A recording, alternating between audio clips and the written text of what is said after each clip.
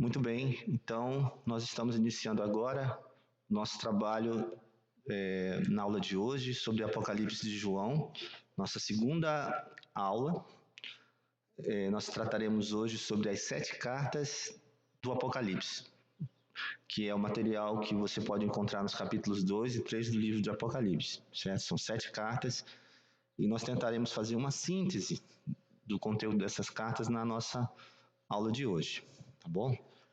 Então, continuando o nosso trabalho aqui estruturado, que você sempre encontra lá no nosso grupo do WhatsApp, nós tivemos na aula passada tratando sobre a visão, a beleza e a glória do Cristo ressurreto, do Cordeiro, e hoje estaremos falando, como já expliquei, as 7 cartas às 7 igrejas, a noiva em conflito.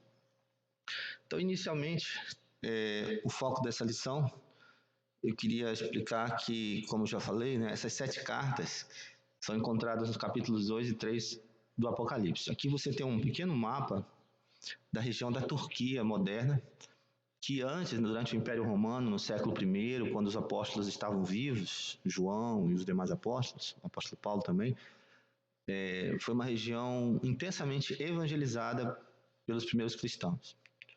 Então, a cidade mais famosa da região era a cidade de Éfeso, a capital imperial dessa região, dessa província, que era uma província muito rica, muito importante.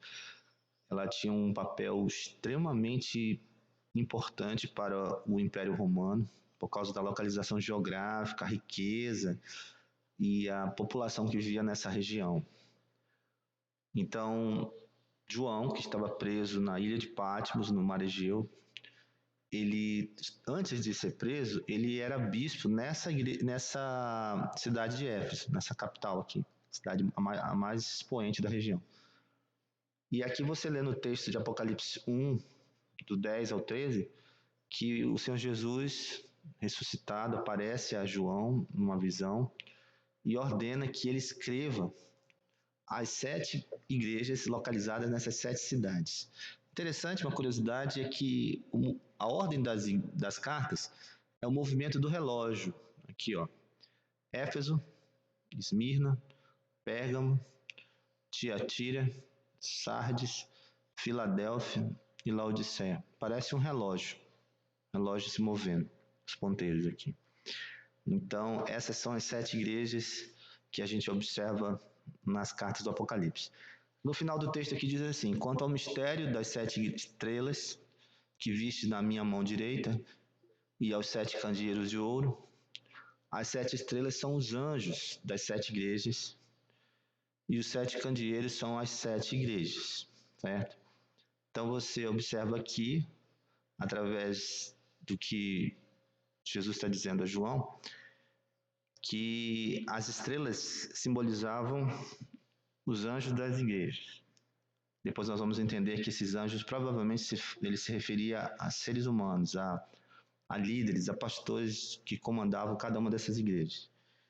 E os 7 candeeiros é um simbolismo bíblico muito forte no Antigo Testamento e que tem a ver com as igrejas, o povo de Deus, o corpo de Cristo. Certo? Então é isso que nós vamos estudar na nossa aula de hoje. Tudo bem? Qualquer pergunta que os irmãos tiverem sobre esse assunto, por favor, fale, perguntem, qualquer dúvida ou curiosidade, a gente vai tentando responder. Símbolos. Eu queria só enfatizar que as 7 estrelas se relacionam com os 7 anjos e os 7 candeeiros se relacionam com a igreja. Tá? E, basicamente, o simbolismo das estrelas no Antigo Testamento tem a ver com liderança e autoridade espiritual. Então, em alguns textos do Velho Testamento, a gente observa a menção de estrelas, por exemplo, no sonho de José, lá em Gênesis 37, em que José teve um sonho e apresentou aos irmãos, dizendo que o sol, a lua e 11 estrelas se curvariam diante dele. Então, o pai, imediatamente, intuitivamente, percebe que ele está falando dos 11 irmãos dele, de Jacó, e de sua mulher, a lua. Então, esse simbolismo, em outros textos também da Bíblia, falam que a estrela para o judeu, para o hebreu, simbolizava orientação, de condução, liderança espiritual, autoridade. Tá bom? Basicamente é isso que a gente observa nesses textos do Antigo Testamento. Então, estrela tem a ver com isso, tá bom? Outra coisa também importante que eu queria destacar antes de começar a falar sobre as cartas na aula de hoje é sobre a questão dos anjos, irmãos. A carta, o livro do Apocalipse, ele é densamente povoado e nele você encontra dezenas de menções a seres celestiais, os anjos, esses seres celestiais tão intensamente mencionados na Bíblia toda e também no Apocalipse. Então, eu queria falar algumas coisas sobre os anjos aqui para esclarecer algumas coisas, porque a gente vai falar sobre isso hoje. Então, eu queria começar explicando o seguinte: os anjos no Antigo Testamento e no Apocalipse, eles possuem um importante e destacado papel no drama da redenção humana e também na narrativa do Apocalipse. Eles são seres de natureza espiritual, distinta da natureza humana, dotados de raciocínio, intelecto e emoção, mas eles são finitos, eles foram criados e por isso não podem ser chamados de eternos, porque eles tiveram um começo criacional. Apesar dos anjos não poderem morrer, eles tiveram um princípio, um começo. Houve um tempo em que os anjos não existiam. Eles são passíveis de juízo e queda, moralmente responsáveis e eticamente responsivos, bem como autoconscientes e que possuem individualidade. A Bíblia nos revela que alguns são eleitos, anjos eleitos, 1 Timóteo capítulo 5, a gente aprende isso, e outros não são eleitos, que são os anjos caídos, os demônios. São poderosos, agentes do bem e do mal, ou do mal, ministros de Deus. São úteis e funcionais para Deus, que os utiliza com grande frequência. E aqui vai uma informação extraordinariamente difícil de entender. Deus faz uso de anjos bons e também faz uso de demônios também para cumprir seus propósitos. Isso é um mistério que a gente vê na Bíblia. Não podem mediar intercessões, você não pode orar para anjos, você não deve orar para anjos. Anjos não podem perdoar pecados, você não pode pedir perdão para anjos. Eles não podem receber adoração, você não pode adorar anjos, isso é pecado. Eles realizam a guarda e a proteção daquilo que Deus santifica e valoriza. Os anjos protegem coisas, os anjos protegem pessoas. Eles são puros e preparados para contemplarem a Deus sem serem destruídos por tal contemplação. Isaías capítulo 6, a gente vê serafins voando por cima do Senhor Deus e eles não são destruídos apesar de voarem sobre Deus. São submissos e tementes a Cristo voluntariamente, são os anjos eleitos. São submissos a Cristo não voluntariamente, os demônios. Os demônios eles têm que obedecer a Cristo não porque eles amam a Cristo, mas porque eles são necessariamente submissos a Cristo. Porque Cristo é Senhor também dos demônios. Compreendem e afirmam a Trindade. Eles creem que Deus é Pai, Filho e Espírito Santo. Eles pronunciam a Trindade e eles adoram a Trindade. No Antigo Testamento, aprendemos que os anjos fiéis a Deus ajudam os salvos, trazem alimentos, por exemplo, para Elias, aplacam a sede, eles resgatam prisioneiros, como por exemplo o caso de Pedro, preso lá em Atos, capítulo 12.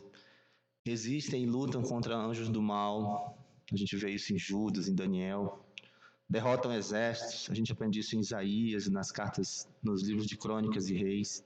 Destroem cidades, Sodoma e Gomorra, anula o poder do fogo, Sadraque, Mesaque e Abednego, quebram cadeias e prisões físicas, Sansão, Pedro, matam homens pelo juízo de Deus, o exército de Senaqueribe, são sábios, são humildes, são gloriosos, sentem compaixão, compreendem e se emotivam com a salvação, segundo Jesus, Jesus ensinou isso, o arrependimento do homem, são contemplativos, eles olham para a face de Deus, cantam e entoam cânticos e antífonas, a gente vê isso em Apocalipse ao longo de todos os capítulos, trocam vestes, Josué, lá em Zacarias, no livro de Zacarias, conduzem mortos aos céus, levaram Lázaro para o céu, possuem uma linguagem própria, 1 Coríntios 13, vivem em sociedades, Colossenses 2, se subdividindo em classes organizadas, a gente aprende isso em Efésios, em Apocalipse também, e obedecem hierarquias de comando, de agremiação peculiar a eles. Então, muita coisa interessante para se aprender sobre os anjos, mas isso aí é um resumo de aspectos importantes sobre anjos, certo? O que mais? Bem, isso aí é uma introdução. Agora vamos começar a falar sobre as cartas, porque temos muita coisa para falar sobre isso. Eu vou tentar ser sintético. E eu queria fazer uma abordagem da seguinte maneira agora com vocês. Eu queria olhar para as cartas. As cartas do Apocalipse são cartas direcionadas a igrejas, a líderes, a famílias e a pessoas individuais. Cada carta dessa foi endereçada a um grupo de pessoas cristãs enviadas pelo Senhor Jesus Cristo, o Senhor Jesus Cristo. Então João pegou e escreveu essas 7 cartas para essas 7 igrejas. E para cada carta dessa, Deus, o Senhor, tratou de um problema específico desse grupo de pessoas. Então aqui vai alguns conselhos da parte de Jesus Cristo para nossas vidas. Carta número 1. Como perder para o tempo? Como um lutador pode perder para o tempo? É a carta número 1, esse é o tema.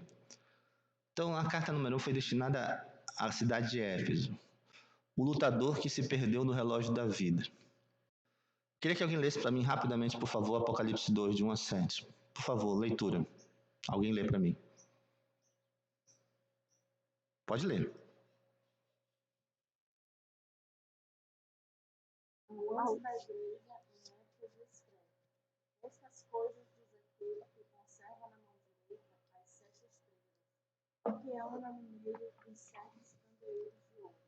Conheço as tuas obras, tanto o teu labor como a tua perseverança, e que não podes suportar homens maus, e que puseste à prova os que a si mesmos se declaram apóstolos e não são, e os achaste mentirosos, e tens perseverança, e suportaste provas por causa do meu nome, e não te deixaste esmorecer. Tenho, porém, contra ti que abandonaste o teu primeiro amor. Lembra-te, pois, de onde caíste. Arrepende-te e volta à prática das primeiras obras. E se não, venho a ti e moverei do seu lugar o teu candeeiro, caso não te arrependas. Tens contudo a teu favor que odeias as obras dos nicolaítas, as quais eu também odeio. Quem tem ouvidos, ouça o que o Espírito diz às igrejas. Ao vencedor, dar-lhe-ei que se alimente da árvore da vida, que se encontra no paraíso de Deus. Apocalipse 2, 1 a 7. Obrigado, minha irmã. Então, o problema dessa igreja é a questão do tempo. Eu queria falar um pouco sobre isso. É possível a gente, como crente, a gente se perder para o tempo, para o relógio da vida. E Jesus está mandando uma grave advertência para essa igreja de Éfeso. O problema da igreja era um problema relacionado ao tempo e da perda do primeiro amor. Primeiro fato, o tempo é um fator e um impacto que afeta a vida humana. Não tem como fugir, gente. O tempo afeta você. Você está vivendo ao longo de uma régua da vida, da sua existência humana, que teve um começo, está tendo um meio e vai ter um fim. E o tempo, ele afeta a vida da gente, como cristão, como não cristão. Fato 2. O tempo mexe com as pessoas e as altera de alguma maneira. O tempo mexe com a gente. Ele mexe com a nossa mente, ele mexe com o nosso corpo, ele mexe com as nossas emoções, ele mexe com o nosso intelecto, ele afeta muitas coisas sobre a nossa vida. E a pergunta que fica é a seguinte: o tempo pode alterar nosso relacionamento com Deus? É possível a gente mudar o nosso relacionamento com Deus por causa do tempo? Bem, João diz aqui que a igreja de Éfeso perdeu para o relógio. Ela permitiu que o tempo afetasse seu relacionamento com Deus. E João diz que a igreja perdeu uma coisa que ele chama de primeiro amor. Um amor inicial, um amor que a igreja sentia, a pessoa, você, eu, temos quando a gente se encontra pela primeira vez com Jesus na nossa vida. É o que a gente chama de paixão do novo convertido. Né? Aquele estado espiritual que todos nós experimentamos nos primeiros momentos da nossa caminhada cristã e que por algum motivo, que eu não vou aqui entrar tão a fundo, foi perdido.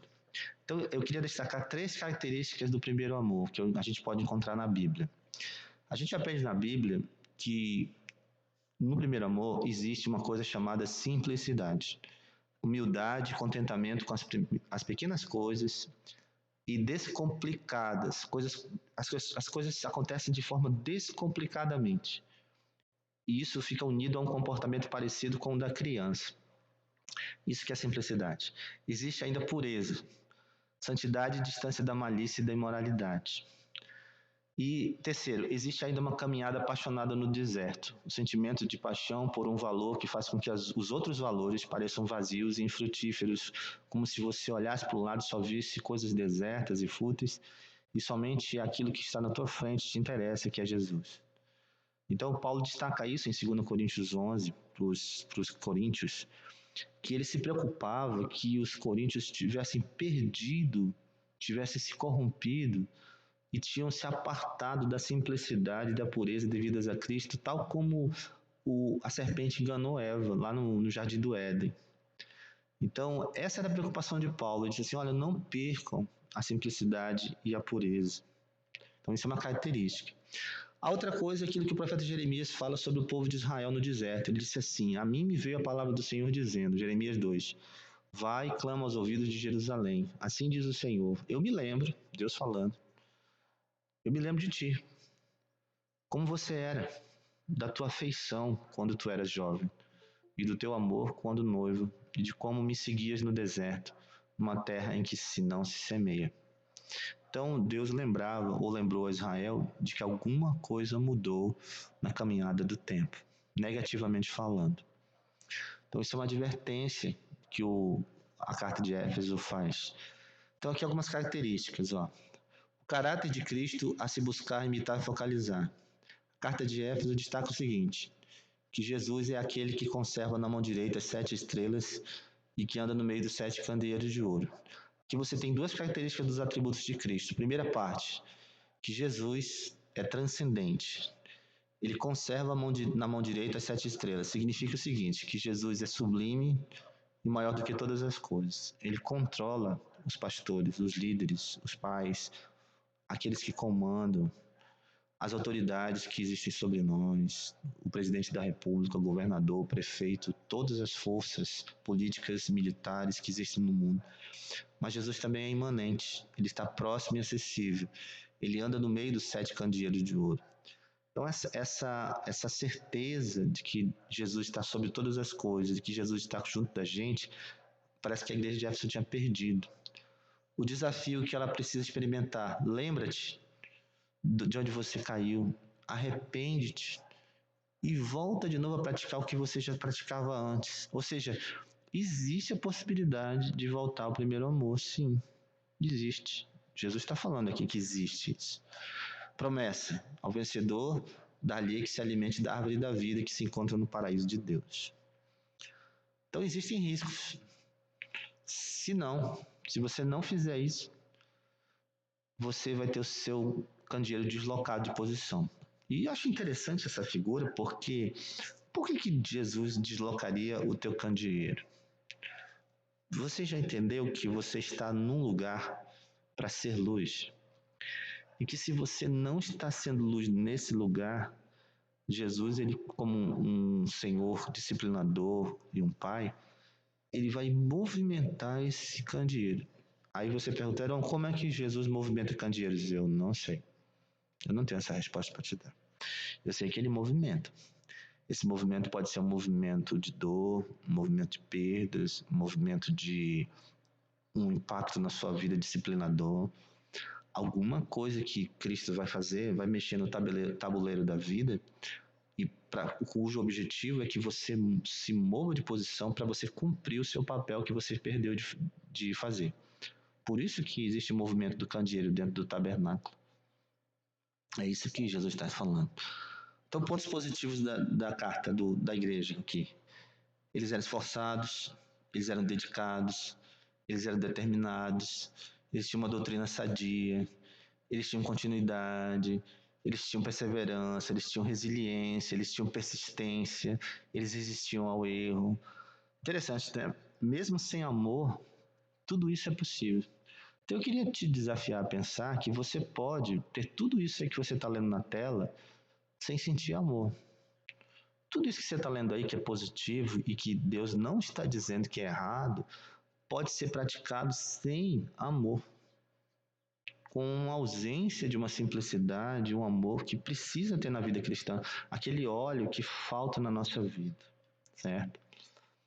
E os pontos negativos é que o amor ele pode esfriar, e também é que o amor ele pode ser esquecido. Isso são aspectos negativos que podem acontecer na vida de qualquer cristão.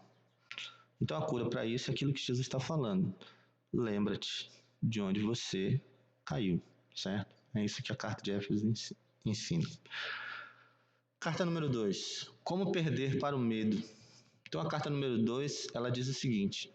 Ela ensina que o lutador pode perder olhando para a sombra do adversário. Você tem tanto medo do teu adversário que você acaba perdendo. Alguém pode ler para mim, por favor, a segunda carta? Por favor, leiam. Alguém lê.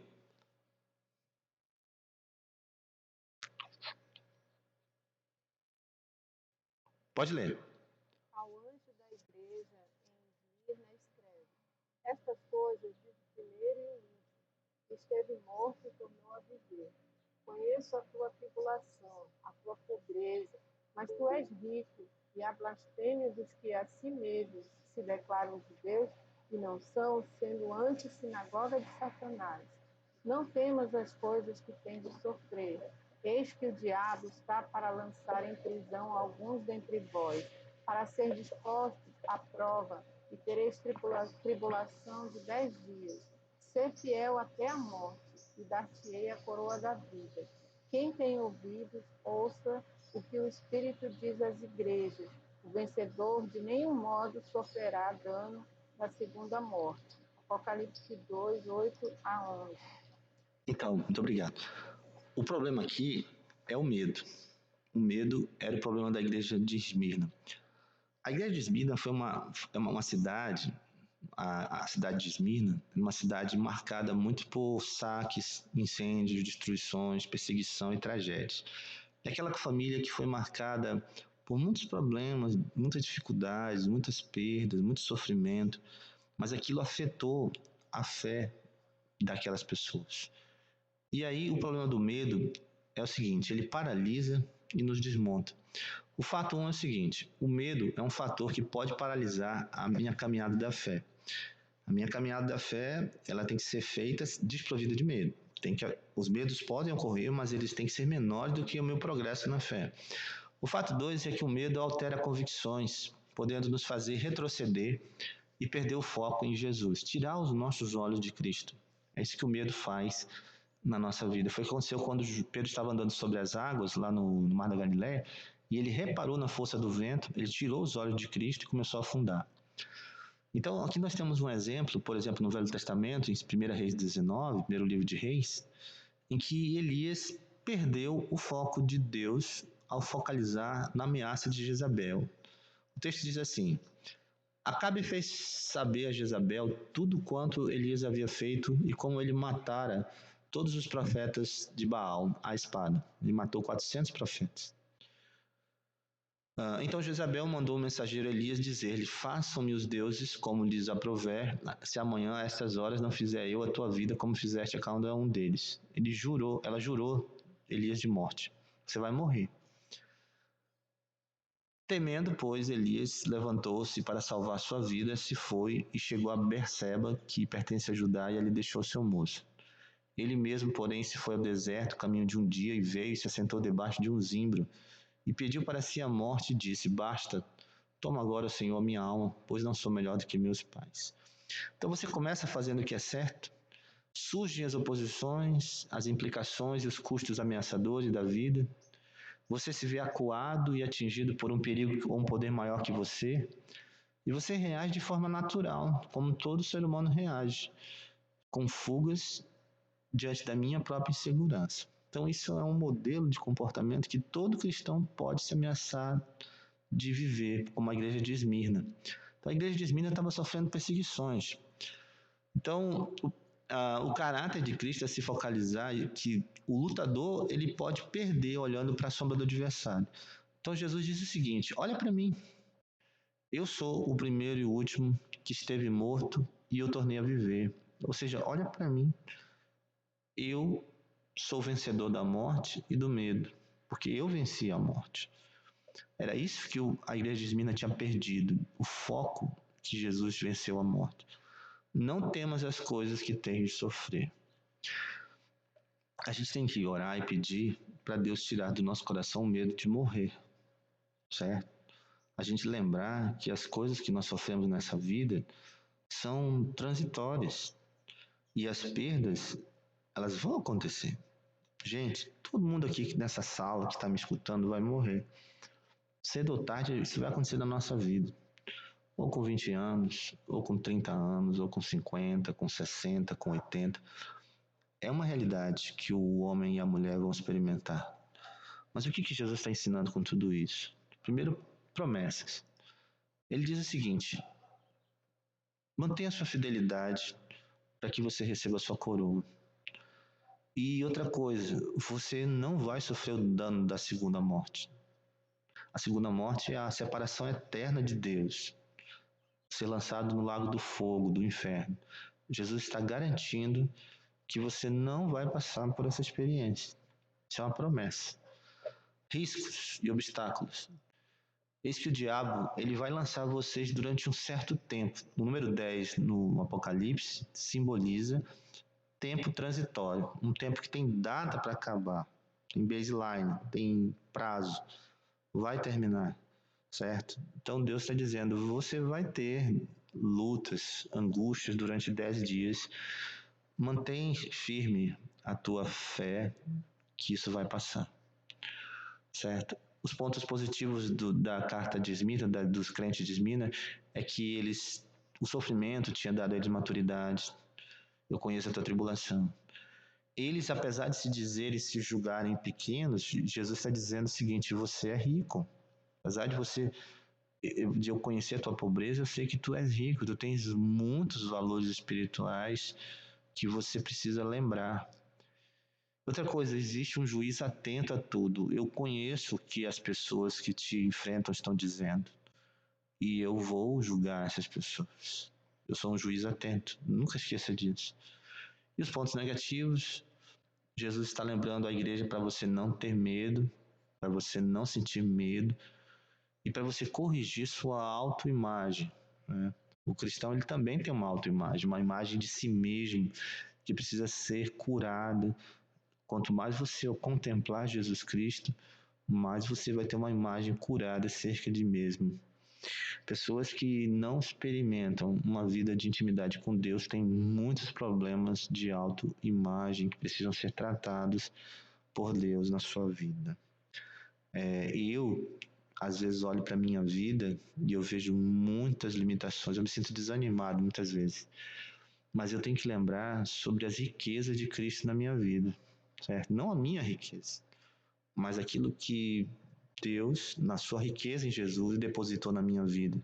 Dons, família, irmãos, companheiros, alívios, experiências espirituais que me consolam, a própria palavra de Deus, a própria oração, a comunhão dos santos, a vida com Deus, tudo isso me dá ânimo para continuar caminhando.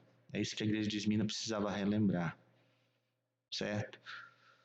Terceira carta, a carta que fala sobre a mentira, como perder para a mentira. Nós temos aqui na carta a Pérgamo o lutador que perdeu falando errado e escutando errado. Ele deu atenção a mentiras e começou a falar mentiras e viver mentiras. Então, é possível que um lutador perca uma luta falando errado e escutando errado. E olha que Pérgamo era uma cidade cheia de privilégios, era uma cidade rica, uma cidade muito promissora. Haviam faculdades de medicina na cidade de Pérgamo, né?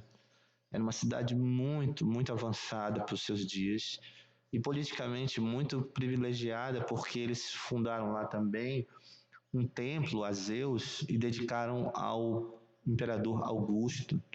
E por causa disso, Augusto elevou, pega uma categoria de Princesa da Ásia. Era uma cidade extremamente beneficiada pelos romanos.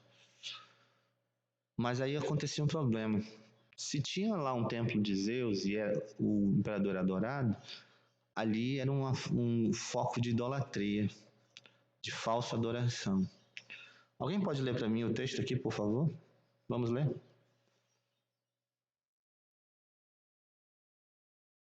Pode ler.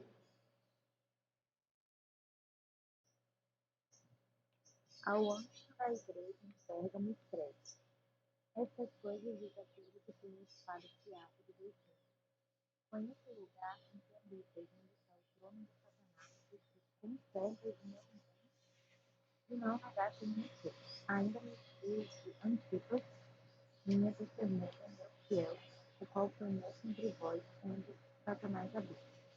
Tenho, todavia, contra ti algumas coisas, pois que tentais os que sustentam a doutrina de Balaão, a qual ensinava a Balaque a amar pilares diante dos filhos de Israel, para comerem coisas sacrificadas aos ídolos e praticarem a prostituição.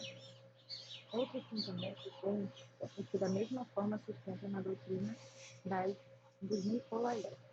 Portanto, arrepende-se, e, se não, venho a ti em memória, e contra eles pelejarei com a espada da minha boca. Quem tem ouvidos ouça o que o Espírito diz às igrejas. Ao vencedor dar-lhe do maná escondido, bem como lhe darei uma pedrinha branca, e sobre essa pedrinha escrito um nome novo, o qual ninguém conhece, exceto aquele que o recebe. Apocalipse 2, 2 e 13. Obrigado, minha irmã. Então, nós temos aí um texto que fala sobre uma igreja desafiada sobre o verbo, sobre a palavra. Né? E por causa disso, né, nós aprendemos o problema da mentira, que fragiliza o nosso testemunho. Então, primeiro fato, falar mentiras confunde as pessoas às quais testemunhamos e com quem nos relacionamos. Então, aquilo que nós falamos para as pessoas, quem quer que seja os nossos filhos, seja o nosso marido, esposa, seja os nossos vizinhos, seja os nossos parentes ou conhecidos ou colegas de trabalho, as pessoas prestam muita atenção para as coisas que nós dizemos. O fato 2 é que não só falar mentiras, mas ouvir mentiras com muita frequência confunde nossa mente, retira do nosso coração certezas e a saúde das verdades essenciais da fé cristã. E aqui eu queria fazer uma advertência para você, meu irmão, você que usa a internet. Evite o máximo que você puder ficar ouvindo fofocas, a vida das pessoas que o YouTube, o Instagram, Facebook e Meta e o que quer que seja que você use aí, essas redes sociais, se encarregam de investir tempo falando da vida dos outros, de qualquer aspecto, qualquer aspecto. Às vezes eu estou no YouTube olhando uma coisa, um assunto relacionado ao trabalho, porque eu trabalho com informática, e aí tem lá um vídeo dizendo assim, pastor fulano desmascara o cantor evangélico fulano de tal. Fico olhando assim, Deus, o que eu vou perder meu tempo assistindo um vídeo desse, rapaz? O que eu vou aprender com isso? O que vai edificar a minha alma? Tá lá, pastor evangélico desmascara cantor evangélico fulano de tal. Clique aqui para assistir o vídeo. E eu fico pensando, o que isso vai encher o teu coração, você investindo o tempo da tua vida nessas coisas, sabe? De que maneira isso vai provocar na tua vida vontade de louvar a Deus, de evangelizar, de orar pelas pessoas, de se preocupar com os outros, e até mesmo teu trabalho também, teu estudo, tua faculdade, tua vida, tua família. O teu tempo é muito precioso. E investimento de tempo é uma coisa muito desafiadora na vida de qualquer cristão. E a mentira e a verdade tem tudo a ver com isso. A idolatria é uma distorção da verdade. Por isso que João fala ali que Pérgamo era o trono de Satanás. É que havia um investimento muito grande em mentiras na cidade de Pérgamo. As pessoas perdiam muito tempo ouvindo mentiras e falando mentiras. Isso é ambiente de idolatria. Então, num lugar, eu estou falando aqui, estou afirmando isso, em que se ouve muita mentira e se fala muita mentira, ou pouca mentira, não sei se você quiser dizer assim, Ali é um lugar onde existe idolatria. Ali é um lugar onde Satanás tem espaço, certo? Então aqui nós temos alguns textos que falam sobre verdade, você sabe disso. O justo aborrece a palavra da mentira, mas o perverso faz vergonha e se desonra. A testemunha verdadeira livra almas, mas a que se desboca em mentiras é enganador. Tu destróis os que proferem a mentira, o Senhor abomina o sanguinário, o fraudulento. A falsa testemunha não fica impune, o que profere mentiras perece. E lá em Apocalipse 22:15, João diz que fora da Nova Jerusalém ficam todos aqueles que praticam e amam a mentira. Certo? Então, a carta de Pérgamo nos traz os seguintes desafios e ensinos. Primeiro, focar em Jesus. Jesus é aquele que tem a espada afiada de dois gumes, ou seja, a palavra de Deus. Da boca de Jesus sai a verdade da palavra de Deus. Jesus é o próprio verbo de Deus. Então, invista seu tempo em Jesus. É isso que você tem que fazer. Desafio. Arrepende-se. Arrependa-se. Porque eu disciplino aqueles que não se arrependem.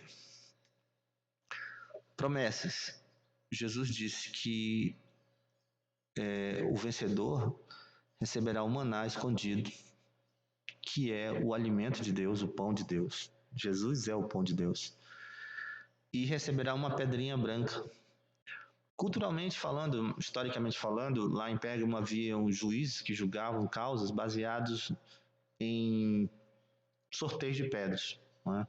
Então, lá na cidade de Pérgamo, uma pessoa era colocada diante de um grupo de pedras escondidas, ocultas em vasos. E se a pessoa tirasse uma pedra preta, ela era considerada culpada. E pedra branca considerada inocente. Então, os juízes julgavam através desse critério, né? Culturalmente falando, o pessoal sabia o que significava isso, que pedra branca significava inocência ou justiça, e pedra negra significava culpa ou condenação, certo? Obstáculos. Novamente, Jesus ensina, né? Se você não se arrepender, a minha palavra vai te julgar. A palavra que sai da minha boca, que é uma espada de dois gumes, certo? Uma espada de dois gumes. Então, aspectos positivos da igreja de Pérgamo é que eles tinham consciência da idolatria. Isso é muito importante. Você precisa localizar os ídolos da sua vida. Você precisa conservar o nome de Jesus Cristo. Você precisa honrar esse nome que você carrega de cristão. Você precisa afirmar para as pessoas que você crê naquilo que você crê para as pessoas. Você deve explicar para as pessoas aquilo que você crê. Não tenha medo de fazer isso. E você deve observar modelos de coragem, pessoas que tombaram e perderam coisas por acreditarem na verdade de Jesus. E aí Jesus lembra o caso de Antipas, que morreu, um mártir, né? Foi morto por causa do seu testemunho na cidade de Pérgamo. E os aspectos negativos que a gente precisa lembrar sobre o enfrentamento da mentira é que, eventualmente, irmãos, nós teremos governos mentirosos nos governando. Pais e mães que mentem, maridos que mentem, chefes no seu local de trabalho que mentem, certo? Você vive num ambiente de muita mentira. Haverá perseguição por causa da tua verdade. Você não pode se esquecer da história dos seus erros. Então, João que lembra na carta de Pérgamo que lá onde eles moravam, na cidade de Pérgamo, haviam pessoas que ensinavam a doutrina de Balaão. Não é explicado aqui no texto o que é a doutrina de Balaão, mas só para te esclarecer, é muito provável que a doutrina de Balaão aqui que está sendo mencionada é a mesma doutrina que é mencionada na carta de Judas. É que Balaão conseguiu derrotar os filhos de Israel afrouxando os critérios de moralidade. Se na sua família não há critérios de moralidade muito definidos, é mais fácil os filhos fracassarem. Queria dar um exemplo extremo aqui, assim, uma coisa assim que preocupa muitos pais. Até que horas os seus filhos podem permanecer na rua? Não há disciplina de horário? O que seus filhos podem assistir na televisão ou não? Não há nenhum tipo de orientação sobre isso? Há investimento de tempo na palavra de Deus e na oração? Você não diz nada sobre isso? Com quem seus filhos estão se relacionando? Os amigos deles? Ou o namorado ou namorada? Você não tem nenhuma palavra para dizer para eles sobre esse assunto? Não existe nenhum tipo de conselho que você pode dar para eles? Porque o conselho de Balaão era assim, ele ensinou para o rei Balaque o seguinte, olha, você não vai conseguir derrotar Israel, a não ser que você dê para eles liberdade. Dê bastante liberdade e deixe que eles vão se enforcar com a própria corda deles. E é isso que os pais e as mães podem fazer com seus filhos. Dar tanta liberdade aos filhos que os filhos podem, eles mesmos, se destruírem sozinhos. E finalmente, joio no meio do trigo. Jesus disse à igreja de Pérgamo, outro sim, também tu tens os que da mesma forma sustentam a doutrina dos nicolaítas. Então, no teu meio, tem pessoas ensinando coisas erradas. No teu meio, existe um joio agindo e você não faz nada a respeito disso. Então, isso era um problema, né? Isso era um problema que a igreja de Pérgamo enfrentava. Outra coisa, a possibilidade de perder para si mesmo. O lutador ele pode perder a luta para si mesmo. Eu não vou ler esse texto, que ele é muito longo, mas o texto aqui, resumindo aqui, o texto de Tiatira é o seguinte, da igreja de Tiatira. Naquela igreja tinha uma mulher, uma profetisa falsa, ensinando imoralidades e levando algumas pessoas daquela igreja a uma vida sem freios e sem moralidade, cometendo erros e pecados contra o seu próprio corpo. Então, ali, o problema daquela igreja era o problema do excesso de liberdade. Então, o problema do descuido com a minha própria natureza. Primeiro fato, nós devemos vigiar nossas liberdades e privilégios e tratar isso com cuidado. Cuidado com as liberdades e os privilégios que você tem. Você tem que aprender a viver com as suas liberdades e seus privilégios. Isso é um fato. E a igreja de Tiatira fracassou com isso. Fato 2. Tolerância nem sempre é um sinal claro de amor. Pode ser também a fraqueza e medo de contrariar ou confrontar atitudes erradas e moralmente duvidosas diante de Deus e de sua palavra. Seja criterioso e busque ajuda. Então eu falo principalmente aos pais e mães aqui e aos líderes.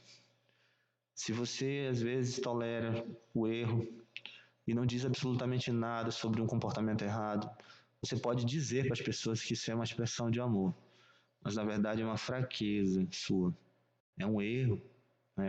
Assim como a gente vê na Bíblia, muitos casos, por exemplo, o rei Davi, Samuel, Eli e tantos outros, Arão também, muitos líderes na Bíblia fracassaram porque se descuidaram com a questão da liberdade. Cuidado, não use isto como desculpa para viver uma vida de isolacionismo dos outros. O problema focalizado aqui é você e não os outros. Tem muito crente que diz assim, sabe por que eu não vou para uma festa onde só tem incrédulo? Porque lá só tem coisa ruim. E a pessoa vive num isolacionismo. E olha o que a Bíblia fala aqui sobre isolacionismo. Paulo diz, em 1 Coríntios 5, já em carta vos escrevi que não vos associasseis com os impuros. Aí olha só o esclarecimento que Paulo fala aqui. Esclarecimento. Refiro-me com isto não propriamente aos impuros deste mundo, ou aos avarentos, ou roubadores, ou idólatras. Não é isso que eu estou falando, Paulo está dizendo. Pois nesse caso, vocês tinham que morar em Marte, lá em Júpiter. Não é isso que eu estou falando, vocês teriam que sair do mundo. Eu estou falando de pessoas que dizem que são crentes e se comportam dessa maneira. E Jesus disse o seguinte, olha o que Jesus disse em Mateus 11, veio o Filho do Homem, que come e bebe, e vocês dizem, eis aí um glutão e bebedor de vinho, amigo, companheiro, frequentador de festas de aniversário de publicanos e pecadores. Mas a sabedoria, Jesus disse, é justificada por suas obras. Mateus 11, 19. Então, o que a gente aprende aqui, nesse texto, é que o problema é eu me descuidar com a minha própria natureza. No caso de Davi aqui e Batseba, a Bíblia fala, não vou ler o texto, mas em 2 Samuel 11 a Bíblia diz que o problema é que Davi estava no lugar errado, na hora errada, fazendo a coisa errada. Certo? Se você ler esse texto depois é com tranquilidade, você vai perceber que o problema é que Davi não soube cuidar da sua liberdade e por causa disso ele caiu em pecado. Então, o caso da igreja de Tiatira é que eles estavam fracassando por causa disso. Então, Jesus ele diz o seguinte: o que você tem que focalizar para você aprender sobre isso? Eu sou o Filho de Deus, que tem os olhos como chama de fogo e os pés semelhantes ao bronze polido. Eu sou santo e sou juiz justo a ser temido. Então é isso que nós temos que lembrar. O desafio aqui que a igreja de Tiatira tinha diante de Jesus. Então somente conservai o que tendes até que eu venha. Ao vencedor que guardar até o fim as minhas obras, eu lhe darei autoridade sobre as nações. Sabe qual é o problema da igreja de Tiatira? É o que acontece na vida de muitos pais e muitos maridos e muitos líderes. Eles perderam a autoridade que eles tinham. Eles perderam a autoridade que eles tinham. Então, havia pontos positivos na igreja de Tiatira. Sinais externos de compromisso com Deus. Eu conheço as tuas obras. Eu não estou falando que você é uma pessoa que não trabalha para Deus. Não estou dizendo isso. Sentimento. Eu conheço teu amor. Eu não estou dizendo que você não ama Deus. Não estou falando isso. Conteúdo. Eu conheço a tua fé. Eu não estou dizendo que você não tem conteúdo. Você tem uma fé vibrante. Ajuda os outros.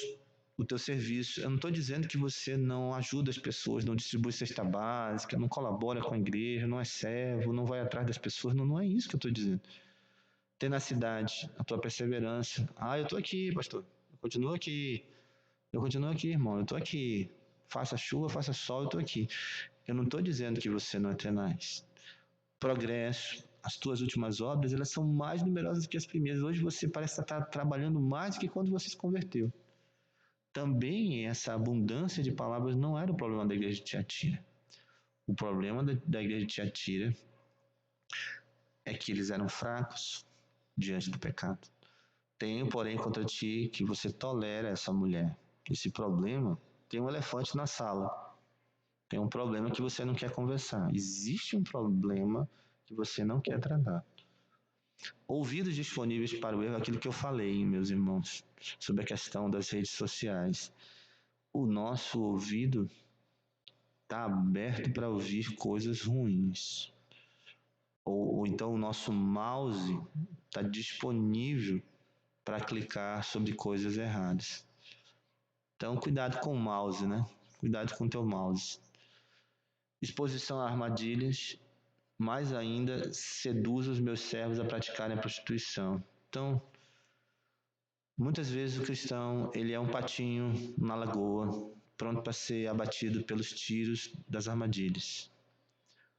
Escândalo para os outros. Essa vida de frouxidão, ela leva as pessoas a se escandalizarem com o seu comportamento. Você está comendo coisas sacrificadas aos ídolos e as pessoas estão vendo aquilo e estão dizendo assim: esse cara, essa mulher aí não tem freios, faz o que quer. E aí vem os obstáculos e os riscos. Um juízo terrível. Jesus fala que se você não tomar atitude sobre o assunto, vai haver consequências e disciplina sobre essa situação. É só esperar que vai acontecer essas coisas na vida eventualmente, certo? É uma questão de tempo e essa situação vai acontecer, tá? Carta número 5. Como perder para o mundo? Então, é possível, assim como em Sardes, a cidade de Sardes, o lutador ele possa perder a luta contra o mundo e o sistema, certo? Então, na igreja de Sardes, a gente vê o seguinte: eu conheço as tuas obras, que tu tens nome de que vives e estás morto. Ser vigilante e consolida o resto que estava para morrer, porque não tenho achado íntegras as tuas obras na presença do meu Deus. Lembra de coisas que tens recebido e ouvido, guarda-o e arrepende. Porquanto se tu não vigiares, virei como ladrão e não reconhecerás de modo algum em que hora virei contra ti. Tens, contudo, em Sardes umas poucas pessoas que não contaminaram suas vestiduras e andarão de branco junto comigo, pois são dignas. O vencedor será assim vestido de vestiduras brancas, e de modo algum apagarei o seu nome do livro da vida. Pelo contrário, confessarei o seu nome diante do meu Pai e diante dos seus anjos.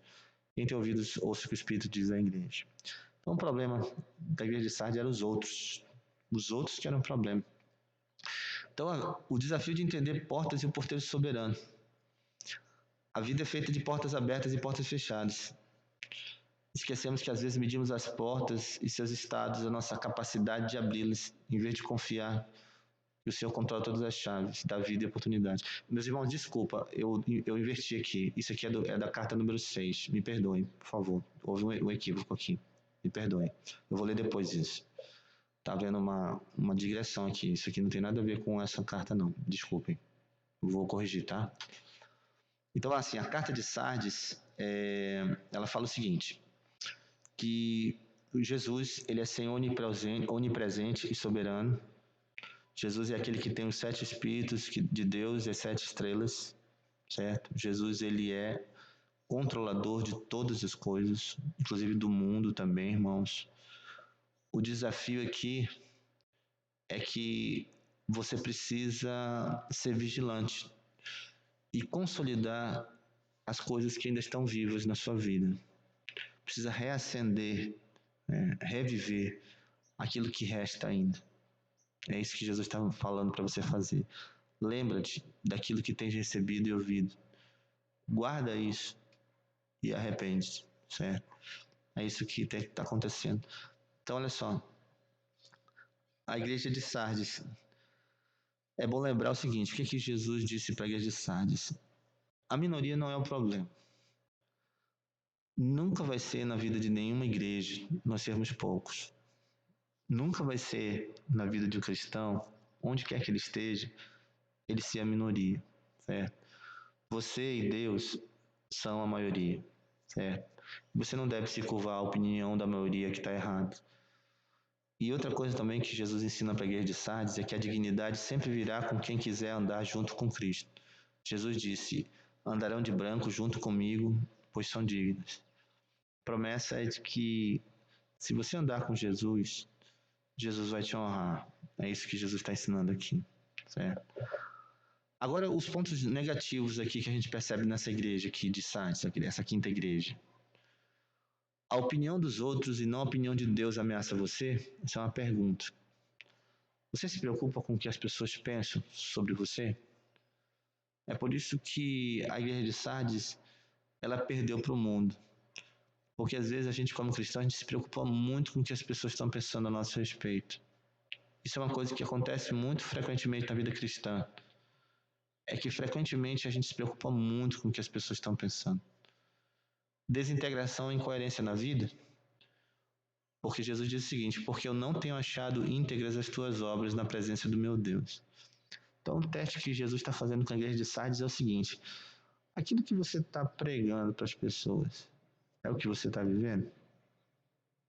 Aí Jesus está dizendo assim, olha, eu acho que não. Você está pregando uma coisa e você não está vivendo o que você está pregando. Isso acontece comigo direto. De vez em quando eu sou humilhado por causa disso. Eu estou pregando uma coisa e aí, de vez em quando, o Espírito Santo me mostra isso no meu coração. E disseram, você não está vivendo isso que você está falando. O que eu tenho que fazer? Me arrepender. E eu preciso admitir isso, Senhor, é verdade. Eu não estou praticando isso que eu estou pregando. Me perdoa. Eu não estou sendo verdadeiro. E a igreja de Sardes estava vivendo esse problema, certo? Necessidade primária do homem, arrependimento. Então a primeira coisa que a gente tem que colocar antes das outras coisas para consolidar aquilo que está morrendo é experimentar o arrependimento. O arrependimento traz vida. Arrepender-se, irmãos, é o retorno à vida. Todo processo de retorno à vida começa com arrependimento. Sem arrependimento não existe consolidação daquilo que está vivo. Olhe como os outros cristãos estão se comportando.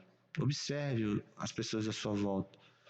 Tens, contudo, em Sardes umas poucas pessoas que não se contaminaram, não contaminaram suas vestes e andaram de branco.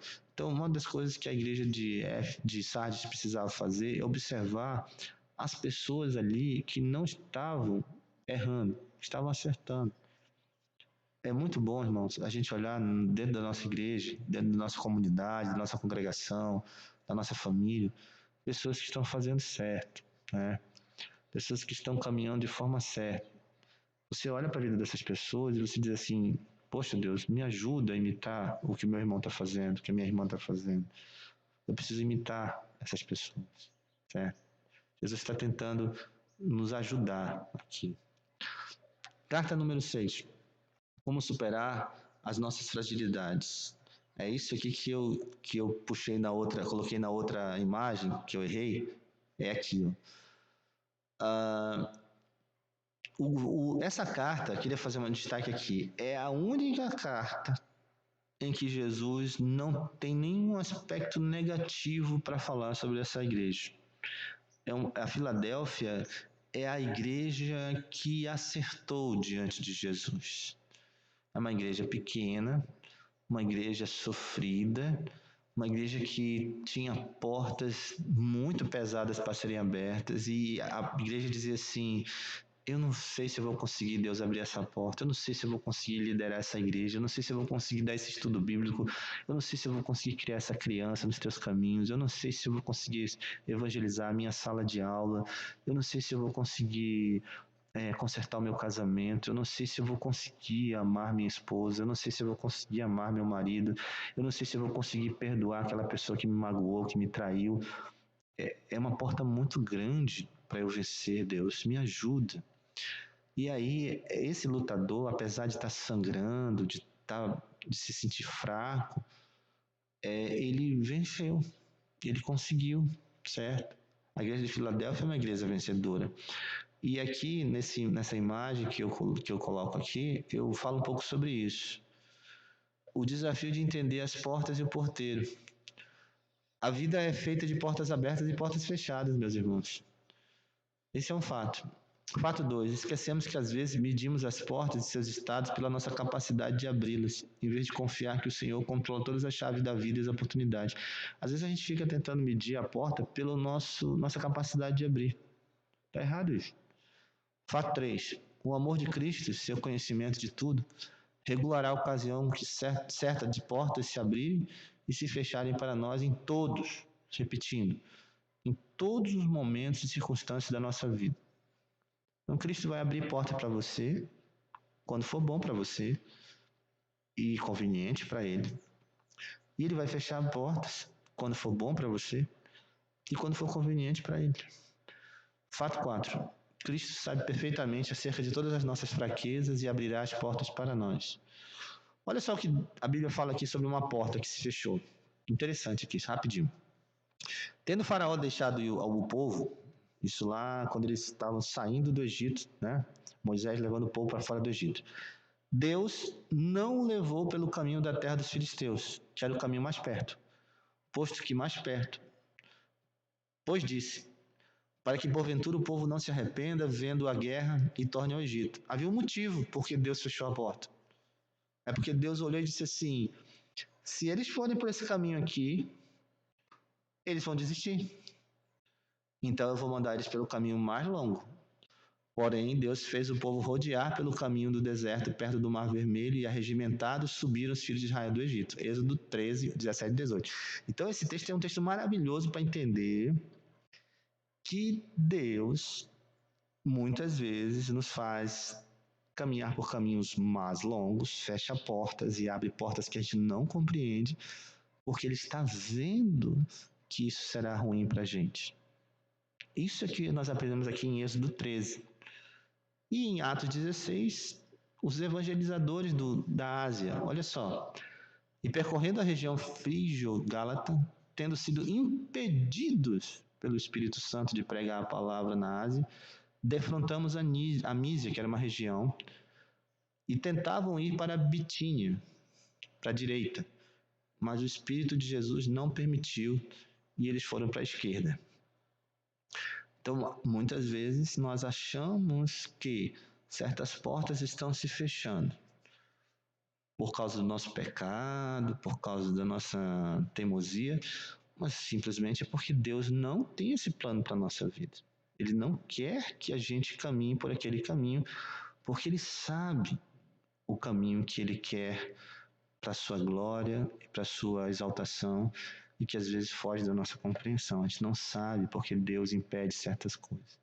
Então Jesus, ele diz que ele é aquele que tem o controle de todas as coisas. Ele é aquele que tem a chave. Ele é o controlador das portas da vida, certo? É isso que nós aprendemos, tá bom? Muito bem. E para terminar aqui, encerrar a última carta, como ser insignificante na vida. Então, na carta de Laodiceia, resumindo aqui para a gente terminar, uma coisa triste que a gente lê sobre essa carta de Laodiceia é que é uma carta que não tem nada de bom sendo falado para ela, nenhum elogio. Então, Filadélfia, a carta 6, é a carta do todo elogio, sem nenhuma crítica. E a carta 7 de Laodiceia é a carta nenhum elogio, só reprovações. É o pior aluno da sala. É o lutador que se especializou em ser o zero à esquerda. Jesus disse: olha, eu não sei o que eu faço com você, que você não é nem frio, nem quente. Você é morno. Você é um zero à esquerda. Você é insignificante. Você é fútil. Você se acha rico. Você se acha suficiente. Você se acha o bom. Você se acha essencial. Você se acha importante. Você se acha rico. Mas você é pobre.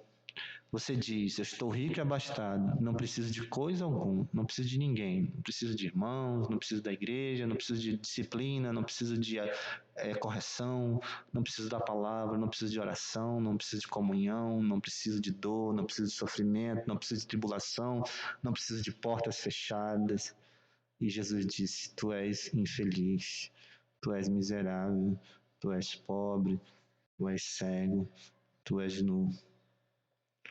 Então, qual é o ponto negativo aqui? Eu conheço as tuas obras, eu sei que tu és morno. Então, por causa disso, por causa dessa tua mornidão, eu estou a ponto de te vomitar da minha boca. Tu não sabes os prejuízos que isso tem causado na tua vida espiritual. Então, o desafio é que... Qual é o desafio de Jesus aqui para essa igreja? É que você valorize os verdadeiros valores da vida. Aprenda a comprar ouro. Aprenda a buscar os valores de Deus. Porque senão, a tua vergonha vai ser manifestada. Você vai ser exposto diante das pessoas. E outra coisa, você vai continuar cego. Você não vai encontrar cura para os teus olhos. Você não vai conseguir enxergar as coisas. Então você vai continuar nu, você vai continuar infeliz e você vai continuar cego. Certo? Então, esses riscos e obstáculos é que Jesus relata para a igreja de Laodiceia, que era uma igreja muito rica, era uma igreja muito destacada, mas que estava errando tremendamente, certo? Então, meus irmãos, o sumário da nossa aula de hoje, nosso tempo já esgotou, uma aula muito complexa, com muito assunto. Eu tentei sintetizar o máximo possível. O sumário da nossa aula, para a gente poder encerrar. Alguém pode ler para mim, por gentileza, por favor? Vamos ler.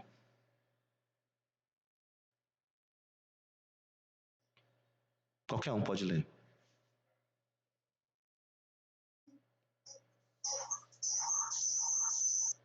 Tá dando eco aí. Acho que tem 2 celulares ligados, com 2 microfones ligados.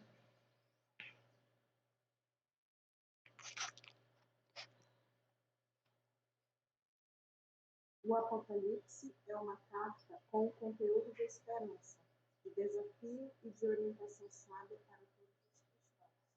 Aprendemos hoje sobre as 7 cartas direcionadas à liderança de cada uma das 7 igrejas, representada pelo anjo de cada igreja em nossa concepção, o líder ou ancião que supervisionava aquela comunidade de cristãos. O Apocalipse mostra igrejas com problemas específicos e particulares de uma comunidade. Aprendemos hoje que toda comunidade e família cristã vive seus próprios desafios, riscos e problemas peculiares a seu meio e às pessoas que compõem seu ajuntamento. Mas que a palavra de Cristo, eterna e poderosa, com autoridade, tem uma resposta para cada problema ou tentação vivenciados. As 7 igrejas destinatárias das 7 cartas podem ser assemelhadas a lutadores em uma luta dentro de um ringue.